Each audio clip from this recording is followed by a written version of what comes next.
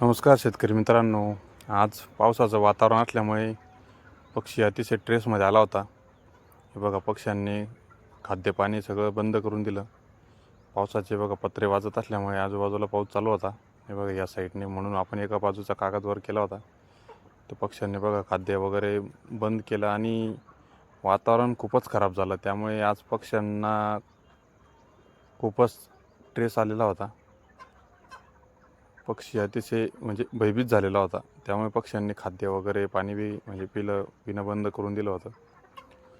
पावसाचं वातावरण होतं त्यामुळे असं झालं, नाही तर असं होत नाही सहजासहजी. तर हे बघा, अशा पद्धतीने पक्ष्यांनी जागा धरून घेतलेली होती. आज अचानकच वातावरण खराब झाल्यामुळे मॉर्टॅलिटीचे प्रमाण पण वाढलं. पक्षी घाबरून जातो तेव्हा पक्षीला अटॅक येतात. त्यामुळे अशा पद्धतीने वातावरण एकदम दूषित असल्यामुळे आज पक्ष्यांनी खूपच ताण घेतला असं दिसतंय.